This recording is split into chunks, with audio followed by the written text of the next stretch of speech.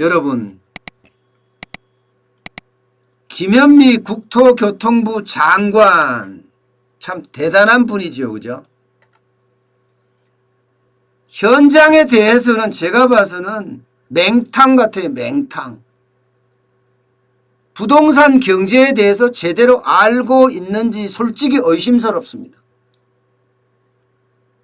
저는 문재인 정부 들어서서 부동산 정책을 1호 대책을 낼 때부터 저는 이야기했습니다. 부동산은 무조건 시장 경제의 원리에 부합하게 해야 된다고 말입니다. 그런데 김현미 국토교통부 장관은 김현미식 부동산 정책을 폈다? 이렇게까지 표현할 수밖에 없습니다. 아니, 김현미식이 아니라 문재인식 부동산 정책을 수행했다. 이 표현이 더 어울리겠네요. 왜냐하면 문재인 정부는, 특히 문재인 대통령은 대통령 선거 당시에 집값 돌려놓겠다 했잖아요. 그러면서 한 번도 경험하지 못한 국가를 만들어 주겠다 이렇게까지 선언을 했습니다. 과연 그런가요? 문재인 대통령이 이야기했던 대로 기회는 공정했나요? 저는 모르겠어요. 기회는 평등하고 과정은 공정하고 결과는 정의롭게라고 분명히 이야기를 했는데 이 부동산에서만큼은요, 그 모든 게 다 허물어진 것 같아요. 게다가 김현미 국토교통부 장관은 현실을 전혀 모르는 엉뚱한 딴소리만 하고 앉았으니까 더 심각하죠.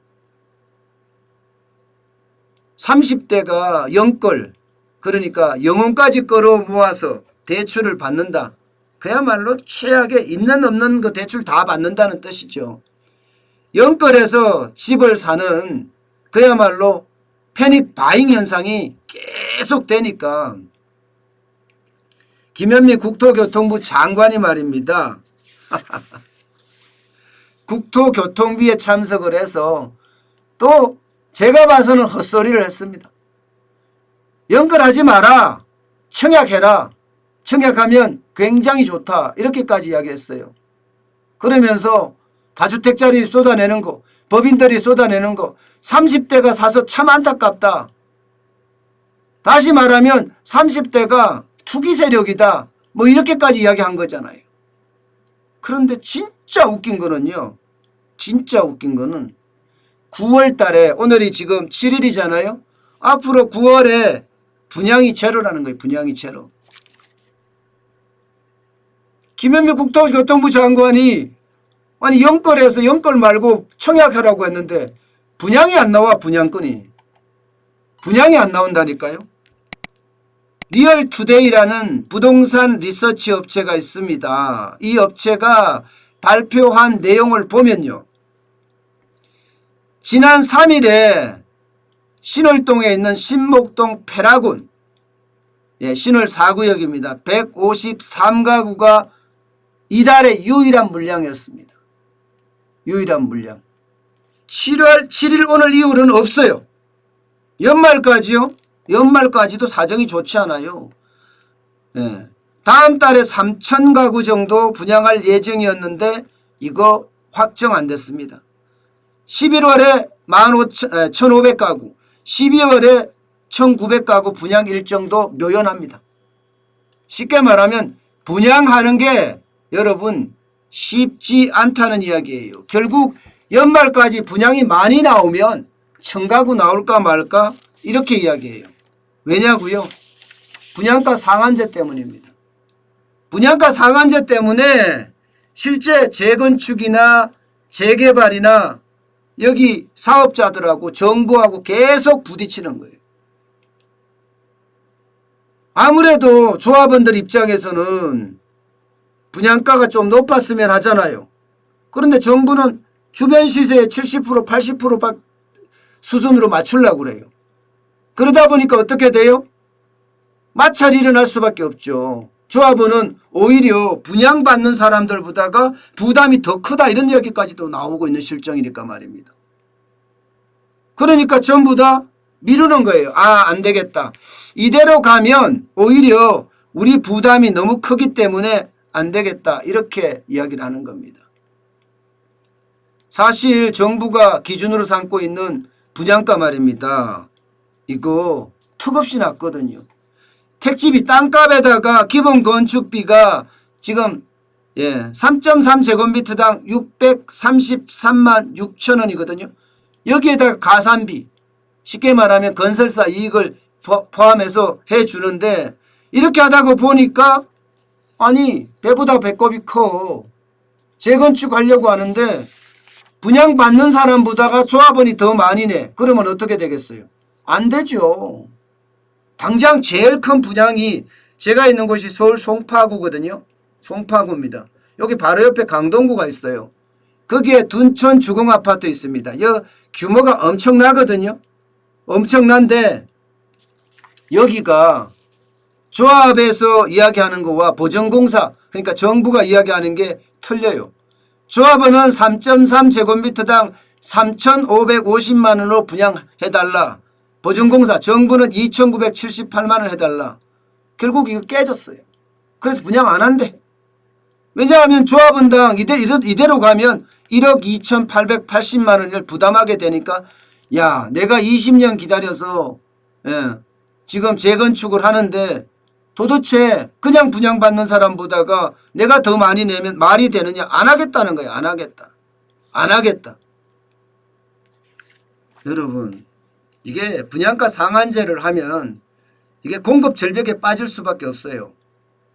왜냐하면 이해관계가 안 맞거든요. 정부가 생각하는 가격과 조합원이 생각하는 가격이 굉장히 틀립니다. 이게 괴리가 굉장히 커요. 조합원은 일반 분양가를 높이고 싶어하고 정부는 낮추고 싶어하고 괴리가 크면 클수록 협상은 안 되는 거죠. 그러면 재건축 분양 나중으로 자꾸 물리는 거예요. 나중으로 미루는 거예요. 대통령이 바뀌기를 기다릴지도 모르죠. 그러면 분양 물량이 계속 줄어들겠죠. 실제로도 그런 일이 2007년에 일어났었어요. 2007년에 보통 인허가 기준에 5만 가구였거든요. 상한제를 시행하니까요. 2008년에 2만 1,900가구로 줄어들었고요. 2009년에는요. 2만 6,600가구로 절반 났습니다. 반토막 났습니다. 반똥가리. 지금 우리도 그렇게 될 겁니다. 여러분 공급은 줄고 그죠? 서울에 땅이 없어요. 서울에 땅이 어디 있습니까? 결국은 재건축을 하든지 재개발밖에 없는데 재건축이나 재개발에서 공급이 안 되면 어떻게 된다고요 여러분? 그러면요 공급이 줄면 어떻게 돼요? 가격은 올라간다. 특히 서울에는요 재건축 재개발이 중심이에요. 게다가 많은 수요자들은 강남에 원합니다. 강남에. 그렇지 않으면 한강변에 원합니다. 한강변에. 강북이라고 하더라도. 그래서 마포가 굉장히 떠는 것도 그런 이유거든요. 그런데 그게 안 되면 어떻게 되겠습니까? 그게 안 되면 결국은 아파트 가격은 또 올라간다는 이야기밖에 안 되는 거예요. 제가 똘똘한 한 채는 계속 올라간다는 이야기가 그 이야기입니다. 지방은 떨어질 수밖에 없습니다. 법인 조지죠. 다주택자 조지죠. 그러니까 이게 법인이나 다주택자는 세금 폭탄 때문에 내놓을 수밖에 없습니다. 그러면 지방부터 내놓을 거 아니에요. 그리고 좀 나쁜 것부터 내놓을 거고요. 그럼 결국은요. 그만큼 지금 부동산 시장 자체가 어려워진다는 그런 이야기예요. 분양가 상한제 기준이 있어요. 기준은 직전 3개월 주택 가격 상승률이 물가 상승률의 2배 초과하느냐 뭐 이런 거거든요. 아니면 주택 가격 상승률이 물가 상승률보다 현저히 높다. 실제로 투기 과열 지구로 지정됐다. 이런 것이에요. 그러면 서울 25개 지역 중에 18개가 해당됩니다. 18개. 경기도도 13개 동이 해당돼요. 과천이나 광명이나 하남시까지 말입니다. 결국은 여러분요. 분양 물건은 물건대로 계속 줄어들 거고 그거를 찾는 사람은 점점 많아질 거고 그러면 어떻게 돼요? 강남은 올라간다. 이렇게 될 수밖에 없습니다. 그러니까 분양 물건이 제로인데 30대가 연끌해서 청약을 어떻게 하겠습니까? 또 있어요. 청약 제도가 가점제로 바뀌었잖아요. 옛날에는 절반은 가점제, 절반은 추첨이었거든요. 추첨은 누구나 될 수 있습니다. 추첨을 받으면. 가점제는요. 이게 30대가 될 가능성이 거의 없어요. 무주택 기간, 청약 통장 가입 기간, 부양가족 수를 따지는데 아무래도 40대, 50대가 유리하죠. 예. 실제 7, 8월에 새아파트 당첨 확률, 예, 청약 점수로 봤을 때 60.6점이에요. 그러면 당첨이 돼요. 그런데 30대가 4인 가족 거느리고 있다? 20대 초반에 결혼해서 청약 가점을 만점을 만든다 해도 57점밖에 안 됩니다. 결국은 못 받는 거예요. 결국은. 그러니까 김현미 국토교통부 장관이 이야기한 것은 보면 이게 뭐 현장을 아는 이야기인지 모르겠어요. 현장을 아는 이야기인지. 저는 현장을 좀 알고 이야기해야 된다고 생각을 해요. 저렇게 맨날 뒷북이나 치고 엉뚱한 한 소리만 해쌓고 이러면요.